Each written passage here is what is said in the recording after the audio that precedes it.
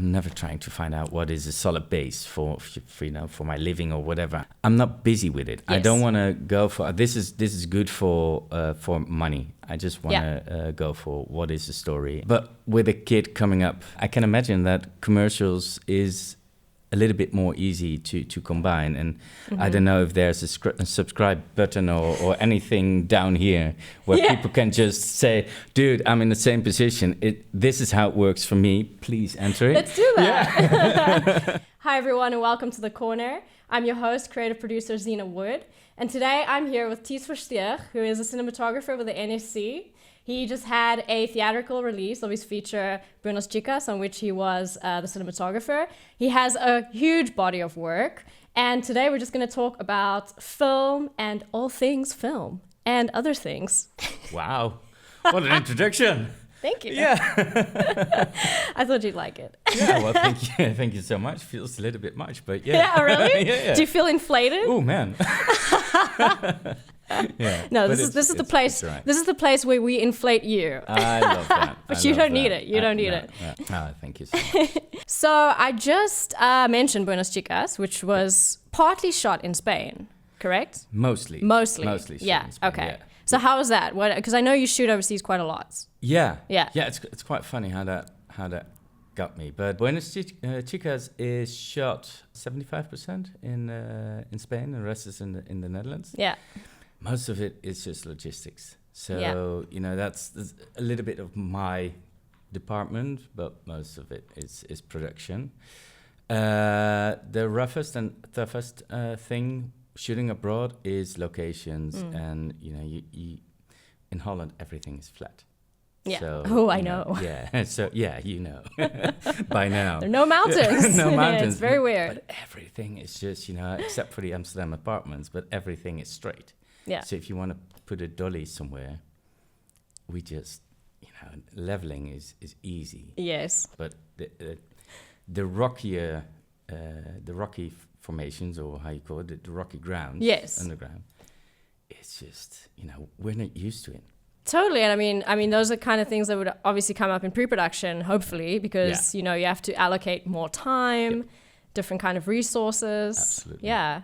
So I mean, in that case, it really would help to have shot there already, or to work with people who have some people that have shot there before. Exactly. Yeah. That would have been the best option. Yes. Although my crew, maybe we should added it, because my crew was really, really good and they were really onto it.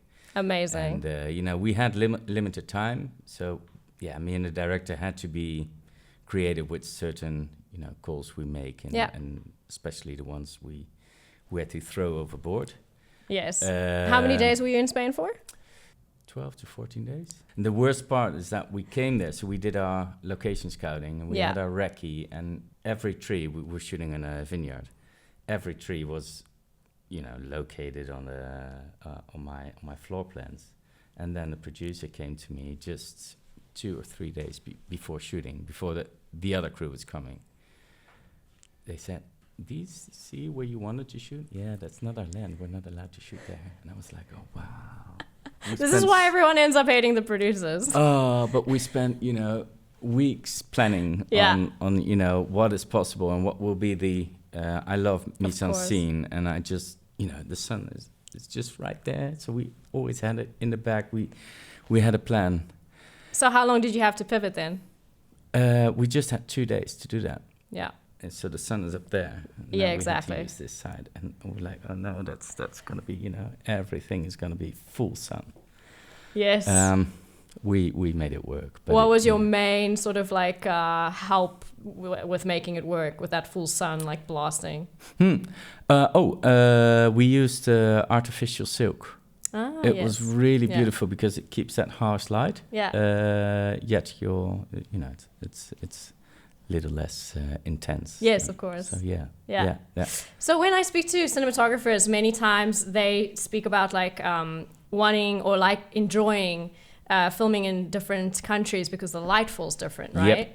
Do you have an affinity to a certain country's light? Absolutely. Yeah, it's Portugal and Spain. Okay. Yeah, amazing. Within Europe. Yes. We all know the Californian sun. I think that's the closest. I think might be on the same degrees. How you call that? Oh, like line of latitude. Yeah, I think it is might similar. be. Yes. Yeah. Yes. It's just really, really beautiful. Yeah. And yeah. And you've shot in California Yeah. a lot, right? Yeah. Well, I've been there in 2015 for a masterclass, the Nice. ASC masterclass. Oh, yeah. I really enjoyed that.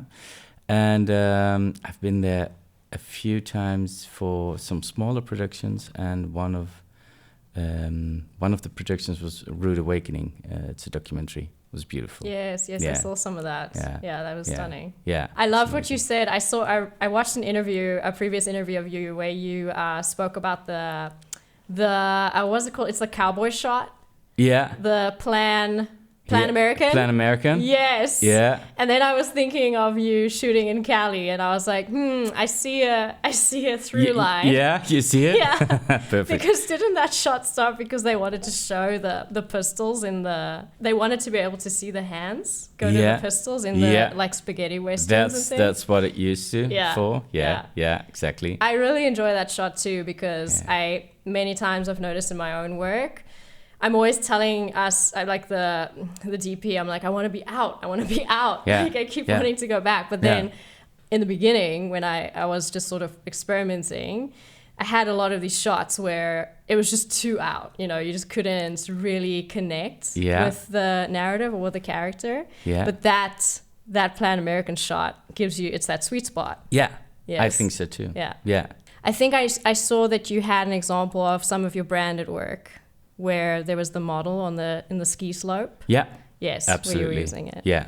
Do you use that a lot in branded work because it shows more of like the branding on the model? It's a good question. Yeah. I don't think I ever think like that in particular. You know, it's not that I'm thinking about where can I add this Plan American, because you know it's most of the time it's just useful, and sometimes I find a full body shot to it's not telling me, not giving me that little thing that I search for. And what is that thing that you search for? Just a little bit more empathy with the person, so I might be a little bit closer, or go extremely wide, you know, so you tell where you are, you see the environment. Exactly. Yeah. So let's talk a little bit about hypnosis. Yeah. I am very, very into this piece. I watched it twice. Wow. And it's like, I'm expecting a gold star. I think I watched it. I think you watched it more. Yeah. But it was with Joep Beving, the Dutch composer. Yeah. And I was trying to think of what I loved about it. I really loved almost like, and you tell me if maybe this is just my personal interpretation. Yeah, go ahead. But I really loved a little bit of this sort of fly on the wall feel it had sometimes, where you were shooting through, like when there was the composer, you were shooting almost like through surfaces or via people's heads, and it had this really amazing feel of being really close to the subject matter, but then also having distance. Yeah. And then I also loved the nature shots where Joep was just out in nature with the trees, or there was that driving with the trees. And it made me think so much of one of my favorite TV moments. I don't know if you've watched the OA. No, I don't think so, no. So there's a moment in season 1, episode 8, where the actor looks out at the trees. They have these shots of the trees continuously throughout the season, and it conveys a little bit of like this oneness and like a bit of a mystery with the subject matter of the series. Yeah. And this actor just looks out at the trees, and the trees are sort of rustling, and it's just this completely otherworldly feeling that you get. And the trees in your piece really made me feel similar. It made me feel like this, it was trying to convey a kind of human connection, or when you were talking about the music, or when Joep was talking about the music of, the way he brings pieces together and how it's like a human language. It really made me think of that movie moments. And then I was like, oh, wow, this is like really good, like really good storytelling. Beautiful. Yeah. Oh, beautiful to hear. It's quite funny. We were on the way to Burning Man in 2018, and I was just looking out the window, and I had the camera on my lap, and I was like, oh. The sun is behind the trees all the time. Yes. And we were just driving, and I was like, I can't stop watching. And funny enough, the editor had the same thing. So it's in there for quite some time. Yeah, it's really, I don't know, but I'm happy to hear you have that. You have a feeling with the shot. Yeah. Yeah. Yeah. And that's amazing now when you tell me that it was just sort of not planned. It was just... No, absolutely not. Yes. No, it was just on the road, as you travel with friends, you're like, oh, this is beautiful. And then you look at it. Yeah, I don't know how often you do it, but you look at the footage that you shoot from your car, and you're like, I'm not going to ever watch this again, This image, just resonates with me. Incredible. Beautiful. Yeah. Too. Yeah. So could you tell me a little bit more about that project? Yes, I can. 2014, maybe 13. I got a phone call from Mark Browne, the manager of Joep. He recently, sadly, passed away. But he made a phone call and he said, tonight there's the first show of Joep in a little church in the north of Amsterdam. Could you film it? And they just wanted to have footage because, it's the first time he performed. Yes. And, well, to be honest, I had a dinner, so I said maybe you should call someone else. And someone else did it. Yeah. And we're very happy with it because within the phone call I said, but if you ever want to shoot a documentary about him, then please contact me. So I think 2 months later or something, he called back and he said, so Ties, tell me, what was your idea about the documentary? And I said, dude, I have no clue. Exactly. At that moment, I was only shooting documentaries about death row. Wow. Yeah. Everything I shoot with Jessica Valerius, a Dutch director, is very, very heavy on the topics. Yeah. That was actually my idea, to just shoot something less intense. Yeah, exactly. It's a good goal to have. Yeah, right? So Nothing wrong with that. No. So we sat down, and Joep wasn't really feeling for it. He doesn't like the attention. But we were just thinking, let us follow you. Yeah. And we'll see where it goes. And we've been traveling around the world together, just with the four of us, following wherever he was going. So that brought us also to Burning Man, to Japan, to wherever. It was incredible. Really beautiful. Wow. Yeah. But for Bas and I, it always was a feature film documentary. So we were trying to go there, but there's a little part in between. So the version you've seen is just a 7-minute kind of, I call it a promotion for his third album, where the documentary was meant to be for his entire career up until the third album, or up until whenever it was finished. But we had a little fight about this 7-minute version, because I think it looks beautiful and I really think it deserves all the attention. But the label used it to promote his third album, and that's why I thought I didn't get paid for everything, right? Because for most, not everything, but most of promotional. Now now it's promotional. Yeah. So what are the rules, and so how we're going to deal with that? That was a tough one for me. Yes. Also because later on, maybe this documentary gets out. Yeah, of course. Over it's really 20 good. years or whatever, but This is some of the things that we do go into, right, in this industry, is these fine lines of ownership and I mean, it's a difficult conversation, but it happens. So it doesn't have to be a terrible, oh no, this happened, now the project is doomed. I'm like, oh no, now it's just part of the process. Well, that's a good way to look at it, and I think most of the people should look at it like that. But back then, I was like, no. And it was not about the money, it was about that documentary being released. I just really loved that documentary to be out there, right? But I am very happy with the 7 minutes Yes. version, or whatever. I always call the 7 minute. Yeah. Maybe it's shorter. And it's available publicly, right? Yeah. Yeah. So, Yeah. we'll definitely... everybody can just watch it and Yes. see it and check it online. I think it's everywhere. So, Yeah, it's great. Yeah. Yeah, you were saying funny story. Yeah, it is a funny story. I recently found out that actually the Snorks, I don't know if you know them. The Snorks? Yeah. Is that like a kids show? It is. Check it out on YouTube. You'll find it. Sounds great. Yeah. In Dutch, it's called the Snorkels. So people The from Snorkels? the Snorkels. That's beautiful. Yeah, people from my generation will definitely know what I'm talking about. Yes. And it's about Captain Ortega, and he was drowned. His ship wrecked, and but he had this note. Yes. And he found out that there were actually living creatures down there at the bottom of the sea, and nobody ever thought this was really true. But the voiceover saying, but I think this story of Captain Ortega might actually be true, and I remember it wrong. You know, if you search for it, right, it goes a little bit different. It's about how you remember it, though. But it really got my attention for, you know, whatever you see might be true. It's your own, you know, imagination of reality. You know, even we're talking here now is my version of the reality, how I interpreted it. Totally. And that's what I find so great about the introduction of the Snorks. Yeah. Yeah.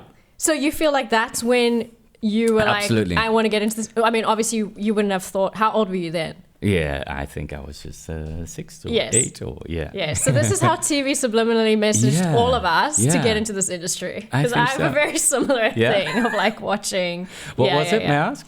Well, there was this South African TV program called KTV, and I was obsessed. It was sort of like a live host. Her name, I can't remember her name, but I wanted to basically be her. And she was just this really fun, happy, blonde girl. And then it had, it was almost like a satirical show or like a live show with different guests, and then some like more cartoony elements and things like this. Again, I'm probably completely misremembering big chunks of it. But I remember standing in front of the TV towards my family and then like doing the show, like being part of the show. And like, nice. Yeah. And I also remember the feeling I felt because we used to get Disney every Sunday for 2 hours. So we'd have like 6 to 7, it would be Disney. And the little with the star and the thing would start. And that feeling of like excitement when Disney was about to start, I can't describe. I was obsessed. Yeah. Oh, wow. So there's that. Yes. Yeah. So then, okay, so you've recently figured out that Captain Ortega was possibly your beginning. Yeah, absolutely. And then it just starts your imagination. It just really gets there. Like there is a world out there that we would never think of. It's a complete fantasy, but I might believe that this is actually true. Yes. And that for me is film. That's the conclusion of whatever it is. Totally. Yeah. Yeah. Yeah. And then so as you got older, when did you start making more like practical steps into the industry, and what were those like first steps or where you're like, oh, now I'm really working as a cinematographer? Ooh, I think that was, I was working with a production company as a junior producer. I did kind of everything. Yep. I was a director, I was an editor, I was a cameraman. Exactly. As we do. That type of guy. Yeah. And then I had the opportunity to direct a commercial called Nuon Zon. And Nuon is now called Vattenfall, but it's an energy... all right. Thank you for my energy and my bills. Well, actually, it's the sun. Oh, yes, of course. So I'm actually paying them for giving me the sun? Oh, they had a contract in 2012 with the sun, they said. So, oh, my gosh. Yeah. That's so Dutch. Well, I think so, right? That's hilarious. Oh, yeah, it's so Dutch. You see what I'm saying? Yeah. Oh, funny. Funny you say that. Yeah, I think it is. Yeah, it's so Dutch. So I was happy to direct that movie or that commercial. It's not a movie. and DP'd it myself. And Nice. I just gave myself rules to set boundaries, you know, to get it done, because in every shot, the sun needs to be out there. Yeah. And I think we succeed. Great. Yeah. Yes. Yeah, and it's been on the television for 2 years. Oh, wow. So yeah, that was beautiful. That was the start. Yeah. Actually. That's a big start. Yeah. So then you went into some other commercial campaigns, like for instance, Tommy Hilfiger. And you were doing that for quite a while, right? Yeah. Yeah. Yeah. So yeah, especially in the beginning, because I started at Artcore 2005 as an intern, and that was a production company that shoots commercials, and so for me the only thing that existed was at that moment commercials. So yeah, Yes. definitely. I've been shooting lots. Yeah, I've been shooting lots of commercials. Yes. I really enjoy doing it, and I still do enjoy doing it. The only thing is that shooting feature films is getting a whole, grip on you, and you just have to put all your time into the feature film. Yeah. So you lost a little bit of the touch with the industry of the commercials. So Yeah, because it moves so fast. It is. Yeah. It is. So I'm really hoping to get back into commercials as well, because I really enjoy shooting it. Yeah. Yeah, I think it's also very lifestyle dependent. So sometimes more of the commercial pace is better for your life. Sometimes the film, pace is better for your life. And it's nice to be able to either do both of them if you can, or pick one for times in your life where you have more stability, or ones. Yeah. So that's also, where I'm now. I'm trying to find out what is I'm never trying to find out what is a solid base for my living or whatever. I'm not really worried about it, or I'm not really conscious. No, I'm not busy with it. Yes. I don't want to go for this is good for money. I just want to go for what is the story and take it from there. Yes. But with a kid coming up, congrats. 4 weeks from now, so that's going to be a thing. I can imagine that commercials is a little bit more easy to combine, and I don't know if there's a subscribe button or anything down here where people can just say, dude, I'm in the same position. This is how it works for me. Please enter it. Let's do that. Yeah. Anyone with kids coming up or young kids? Please comment. Help me out. I have no clue. Next thing, we start like a service where we're just like babysitting for the industry. There is actually something like that in New York. It's called Broadway Babysitters. That's exactly Isn't what that I was perfect? thinking about. Yes. I recently had a call with a gaffer who just had his first baby. Yeah. And I said, dude, I don't know how you're gonna do it. First of all, it's very expensive. Yeah. And second of all, it's for those people that work 9 to 5. It's not for us. So how are we going to do this? Maybe we should just create it ourselves, right? Exactly. Yeah. I think it's so doable. Yeah. Okay, I think watch so this too. space. Yeah. So write down below, subscribe if you want to add your baby to We just start a whole baby thing. Yeah. But speaking about gaffers, the one like you called up, for instance, a lot of cinematographers have a gaffer duo sometimes. I mean, you've got like your Roger Deakins with John Higgins, and you got the little, duo there. Yeah. But there's so many times that I feel cinematographers, they find a gaffer that they're like really on the same page with. But then for certain projects, it's nice to work with a different one or whatever. Do you have any kind of pattern with gaffers? Do you have a gaffer pattern? A gaffer pattern? Yes. I wouldn't say it's a gaffer pattern. Yes. It's a strange way to say it.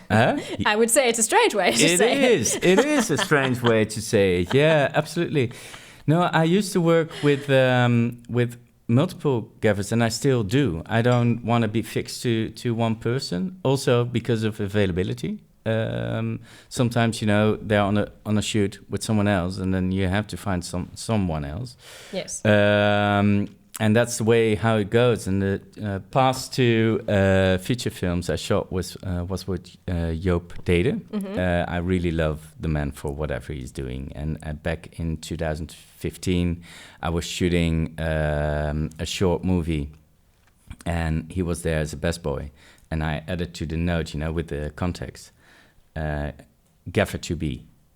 When I was in search for a gaffer and I hit in the context gaffer, I saw Joep putting up to my screen, and I thought this is the moment to call him. Nice. And yeah, that worked out so beautifully. I hope to shoot many more films and commercials and whatever with him. Yeah. And for the viewers, could you give a little snippet of the kind of conversation that you would, for instance, have with him? Say you've got, a really great script in development, and now you've both come on to the team. So the moment I receive a script, I see immediately all the images. They're floating by, and that's where I start writing and searching for images. I'm very happy now with Shot Deck, for example. Yeah. Because it's so much easier to find what you're searching for. Most of the time, I'm referring to images that tell me what the light is doing, not the shot. Also, when we walk over the streets and I see the sunlight coming in a certain direction, or it does something because there are a little bit of clouds in front of it, I just like how that light is lighting whatever I see. That's when we think the world is looking more beautiful. It's how it's lit. So true.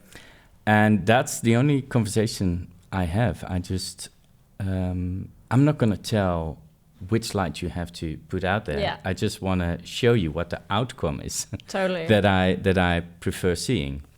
And if that's with a 18K blasting inside, or it's with tubes. Yeah. I You want the 18K. I know you want the 18K. You can tell the difference, But if you can do it with tubes, go ahead, If you This is always if a gaffer is that strong to say, please don't you worry, I'm gonna do the same thing with tubes. Feel free to. Feel free. But you have to convince me a little. Exactly. Yeah. Also, I would love to speak about equipment. Again, almost with the situation of working with certain people. Is there certain equipment that you prefer? Absolutely. The only thing is, I just don't own my own equipment, because every script asks for a new approach, a different approach than I did before, or whatever. So I always go to rental houses and take it from there. Looking at the script, for example, Silver Star. Yes. It's a movie about a lot of horse riding is in there. So I want to eliminate the rolling shutter. Right. Most of the time I prefer to eliminate the rolling shutter. Mm-hmm. I really hate it. But especially on horse riding, with the feet, you have so many artifacts. And so that's where the Alexa Studio came in, because it has the mirror in front, like the film cameras has or have. So that's where I really like that specific camera, but it's been outdated, and Ari is not gonna make any new studio versions of their 35 or LFs or whatever. Yeah. So I have to search for something else. Red is coming up, or already has it, a global shutter. I might for a next project use it. Yet I know that for the next film I'm going to shoot, I might go for an Alexa Mini, for example. Wow. So I don't have a specific, I really need to shoot with the Alexa 35 or LF or Mini or Ari as a brand, because some people really have that. Yeah, I was going to say, why do you think you're so comfortable with experimenting, or not even experimenting, with literally working with different ones, where some people, they can obviously speak for themselves, but some people are quite married to a certain brand, for instance? Well, I can imagine that some people just really like to have that specific look. So as a cinematographer or as a photographer, we all know photographers, you can just tell them by their style, and I'm not sure if you can tell it from my work. I just like to tell it from the script and see where it takes us. And for example, if a red is the way to go, or a camera body is less expensive, but I really need that lens, then I'm going to go for the lens and see whatever I can snuck behind. Of course. So that's most of the time where my head spins in. Also, dolly grip, etc. You know, it's all about money in the end. You know, when you have the conversations with the producers, this is the amount of money for light, grip, and camera. If I can take something away from camera and add it to grip, then I have more movement within the movie, for example.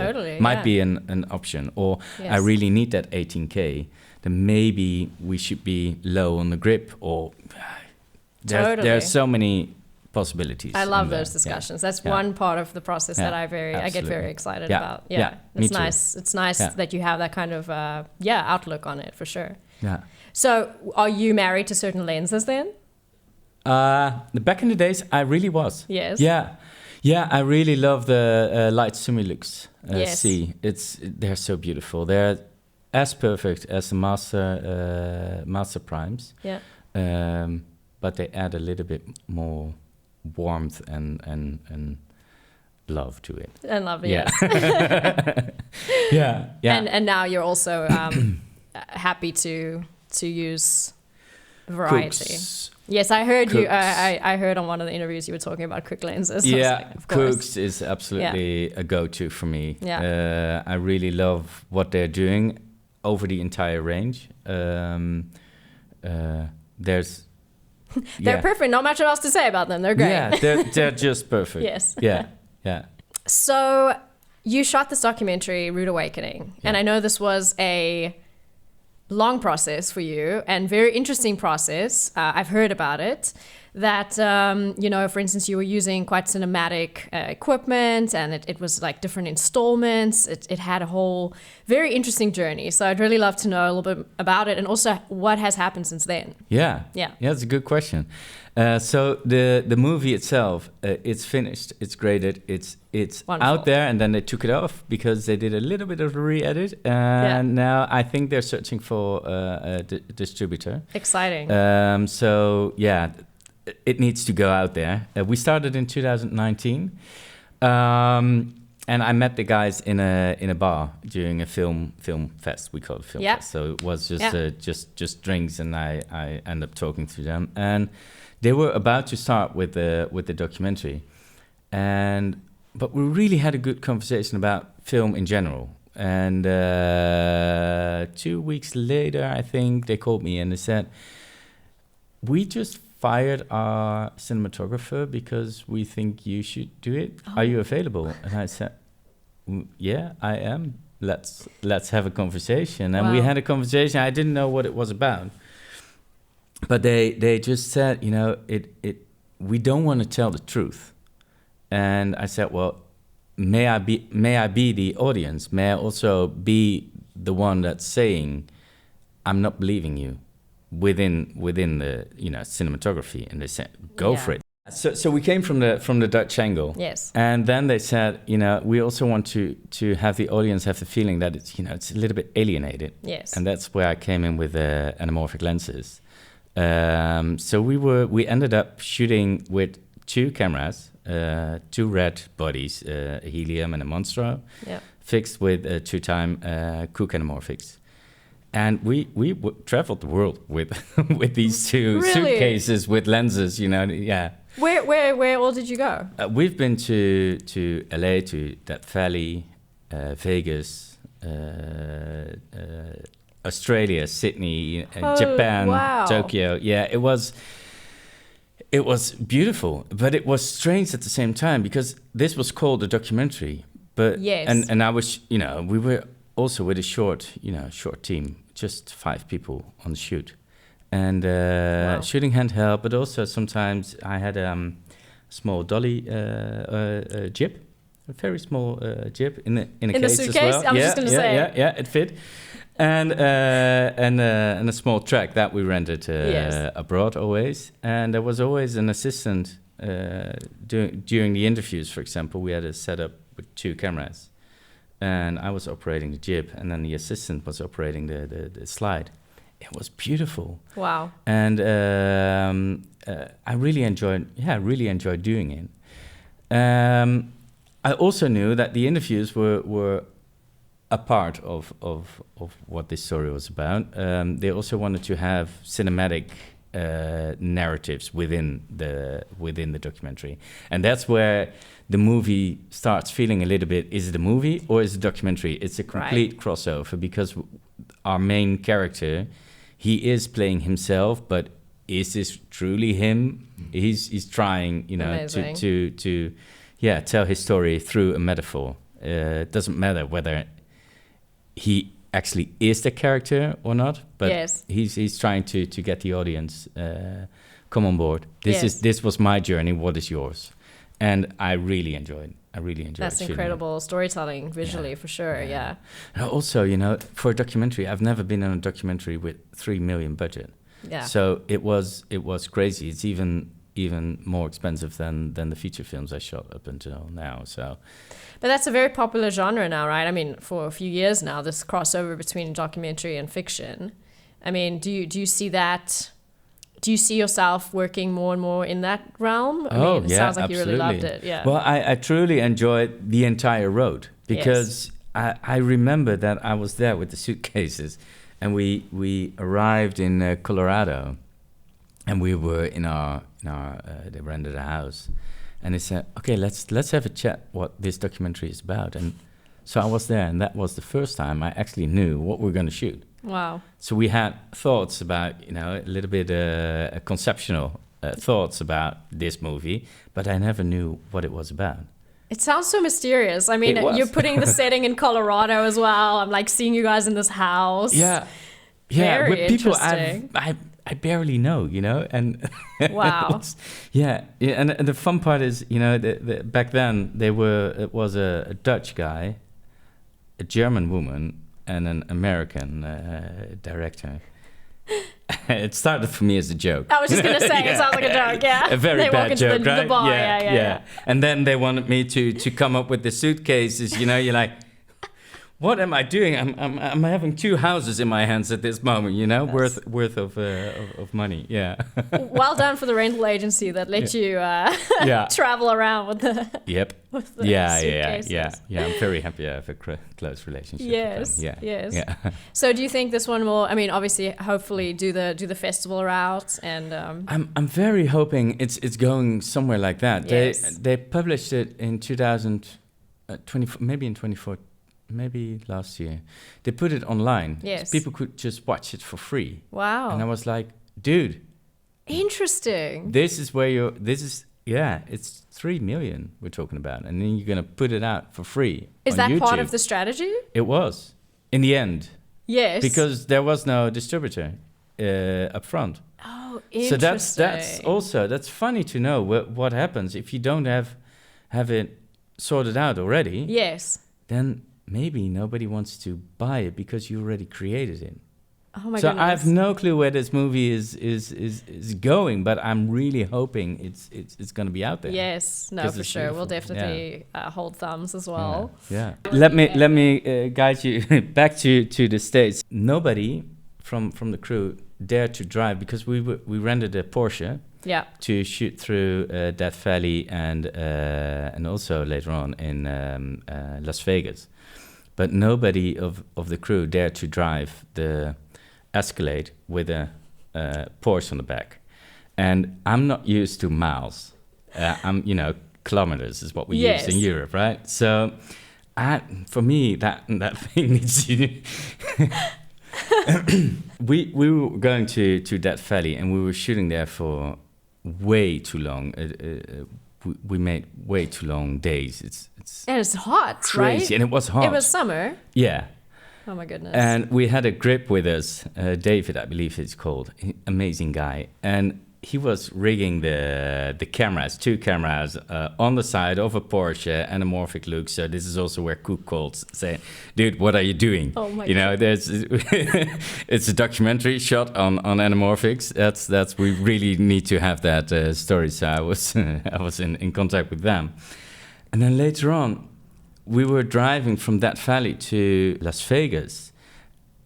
I don't know how long it took us, but hours. we were shooting there on the strip at night, I think from 4 o'clock in the morning up until 7. And then we went to the hotel to just sleep for 4 hours. Then we had to go back to LA to drop off the Porsche again. So I was just driving and driving. Oh my goodness. And it says it has a limitation of 55 miles an hour. And I was like, yeah, but everybody's driving 85, so I'm good with 85. And yeah, you know, do the calculation, 1.6. Right. It's quite intense how fast you drive. So I was just going, and everybody was sleeping, and I was oh my goodness. Arriving in LA, I just had to go 2 or 3 times ride, and I gave a little bit of gas to pull up, and we hear or we feel this kind of the gearbox shifting. So everybody was, "What's that?" And I said, nothing. It's a gearbox thingy. My car has the same thingy. The thingy. Thingy. Yeah, it was really For me, it was like, Exactly. And we made another right turn, another right, and I parked the car, and then we found out that the trailer where the Porsche was located on was just that few centimeters. Or what is it, millimeters? From clipping off. From clipping off. Or inches if you're in America. Yeah, but is it inches? You No, know, that's like half an inch. This is Quarter. inches. This right? Yes. So yeah, it's really like nothing. Wow. Yeah, the safety pin broke. So my so goodness. yeah, I don't know why the American use a kind of a square hole where you can fit in the trailer. With us, it's something at top of it, right? So there's not really a possibility you can just actually tuck it out. Yes. But in the States, you just slide it in and hit a safety pin in there. So that one broke, and then we got US-European wars here. Yeah, this is me having a fitty with the States. Yeah. So what is this? A square thing What and is a round this? thing? Yeah. Yeah. But Wait. it was So I have a producer question. Yeah. If the budget was 3 million, why were you getting only 2 hours of sleep after shooting on the Vegas Strip and then driving back to LA? Interesting question. Yes. Very interesting question. Yes. I have no clue. I have no answer to that. Okay. No, and to be very honest, we've been shooting in 2020, March 2020, to be exact, 15th of March, and that's where in Holland we got shut down for COVID. Of course. And we were just shooting the last few days for the film to get it in the can. Wow. And we had to shut it down. We were shooting with the DeLorean from Back to the Future at that part in the studio. I'll send you some yes, backstage. Please. Yes. Yeah. But that's that's also very strange. So you have a documentary, and in the meantime, you're playing around with cars, like your future self is talking to you. Yes. Yeah. Okay. Yeah. Cannot wait for this one. Yeah. I bet. So we'll play a quick game. Yeah. It's called Which Movie Do You Wish You Shot? Yeah. All right.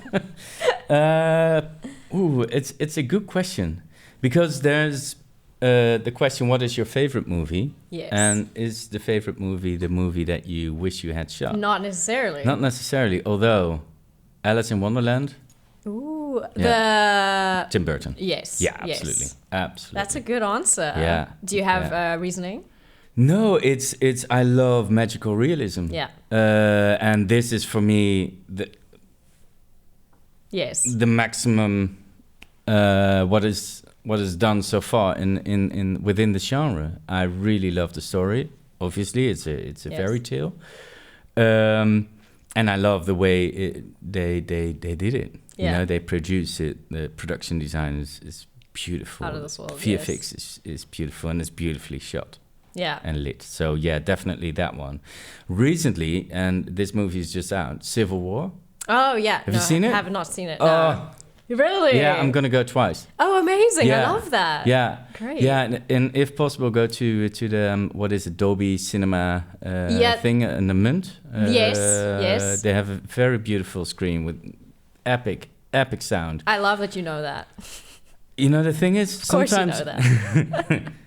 I just recently found out, to be very honest. But the thing is, for the cinematography, it's good. It's brilliant. It's beautiful. The choices are really crafted. Yes. But the editing and the sound effects and the music and the director saying, you know what, we're not gonna hear you anything. This is gonna be a sequence with music. Yeah. But in a way that it doesn't disturb you. It's not, oh, here we go, it's a music sequence. No, it blends in so beautiful, and you really get close to the actress. Amazing! It's done so beautiful. Okay, I'll definitely watch that then. Yeah. So Fog. Yeah. I know you also write, and Fog is something that you wrote, and I know that there's a Radiohead track that may or may not be there. It's all a little foggy to me. So foggy. I want to know more. Nice. Foggy is really a good one. Thank you. Yeah. So this short, it's an ultra short movie. It's written on the song called Fog by Radiohead. I think 20 years ago, it resonates with me. Every time I listen to it, it got stuck in my head. Amazing. For days, and it gave me the same images in my head over and over again about a kid running away from bullying kids behind him in a tunnel, and at the end of the tunnel, and it takes for ages. It's kind of a dream.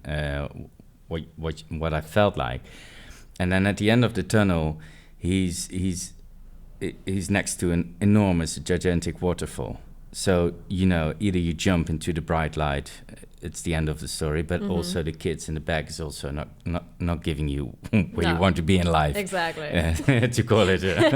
Between a rock and a hard place. Yeah, right? Yeah, so, but that was constantly in my mind, and I knew I wanted to shoot this short movie, kind of video clip, Yeah, it's amazing how these visuals stay with you, right? Until you shoot it. Like, you have to at some point just do it or write the script. Yeah. Because it's a recurring feeling or visual. Yeah. Yeah, exactly. And the thing was that one time I was just sitting behind my laptop and I just penned it all out in a few minutes, and it was there. And then I thought, now I have to call people and say, okay, we're going to shoot this. Amazing. Yeah. So I'm very happy. My wife said, go for it. Yes. So I made a few phone calls, and everybody was in there and involved, and Tim de Vries co-directed it or directed it. I was the cinematographer, but also the creator of the movie. And now that it's done, Kapsa did an amazing job with the VFX and the coloring. So everybody, as you can hear, was working on this one for free. Yeah. And then I sent it to the music composer, and he said, to be very honest, I just love Fog to be on there, because also I wrote down the chord scheme of the music that's playing. Yeah, nice. So the kids that are running, in the end, they're running in a B major formation. if you play it on the guitar, and they end up in a C6-9 formation as they're standing still, and that's. The C6 is to get you, it's proven recently, it's a chord that might help you to get out of your dreams. So if you're worrying to get a nightmare, or you are in a nightmare, if someone is giving you just multiple times that chord, you might just get out of your nightmare.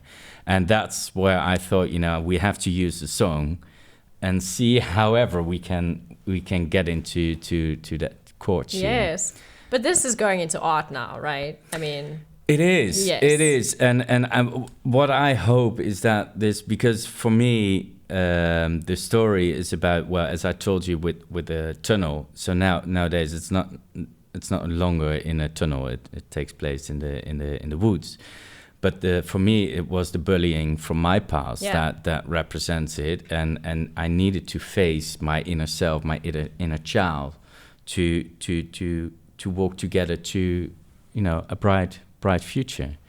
And that took me quite some time. And for the director, it was more the depression. So I just hope with the movie that we can start talking about our feelings and share whatever is in our hearts, or is the little kid who tries to explain to you, dude, listen to me. Totally. Please. Yes. Yeah. No, such an amazing realization. And I'm really sure it will spark those kinds of conversations. Yeah. So, well done. Yeah. It's great. Thanks. Yeah. Well, Ties, it was absolutely lovely talking with you today. I have so many visuals in my head. I'm so excited to see all the things, all the pictures and everything. And I just wish you all the best. And I know there are going to be really good things ahead for you. Thank you so much. And thank you for taking so good care of me. You're welcome.